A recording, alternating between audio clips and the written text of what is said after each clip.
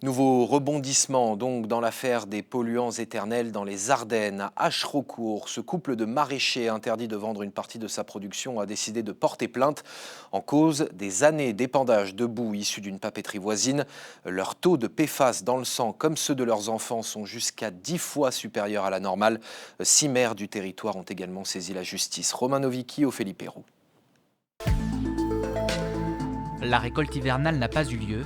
Blettes et salades continuent de grandir.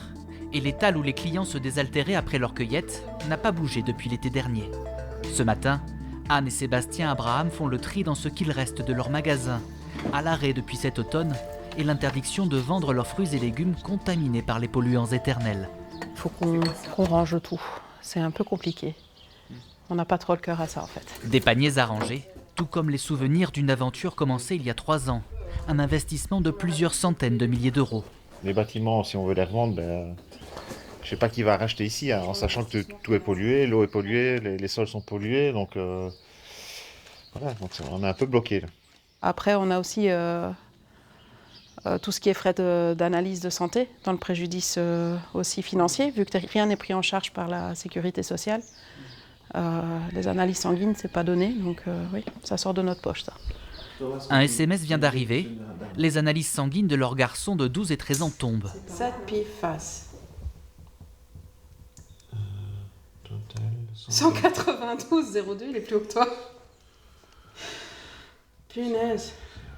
188 et 192 microgrammes de PFAS par litre de sang, soit environ 34 fois plus que la moyenne des jeunes de leur tranche d'âge en France. Qui dépassent le seuil de leur papa quand même, ça m'inquiète. Après voilà, c'est un chiffre, pour l'instant ils sont en bonne santé, on sait qu'on va devoir surveiller et faire en sorte que ça ne fasse que diminuer dans le temps plutôt que de continuer à augmenter.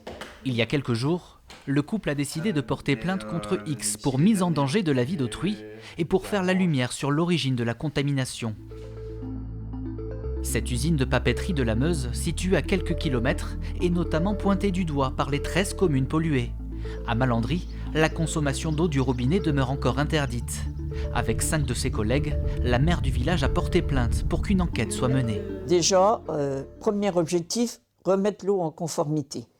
Mais on veut aussi que celui qui a pollué notre eau, ou ceux qui n'ont pas agi de façon que la pollution n'existe pas, soient aussi mis en cause et répondent à ce scandale. Et si nous ne portons pas plainte, nous n'avons pas ces réponses-là. L'interdiction de consommer de l'eau a été levée dans 7 villages des Ardennes vendredi dernier. L'installation d'un filtre à charbon est avancée par ces élus pour mettre en conformité les dernières communes. Mais un dossier reste à traiter, celui de la pollution des sols, où pousse cette herbe si prisée par les vaches ardennaises.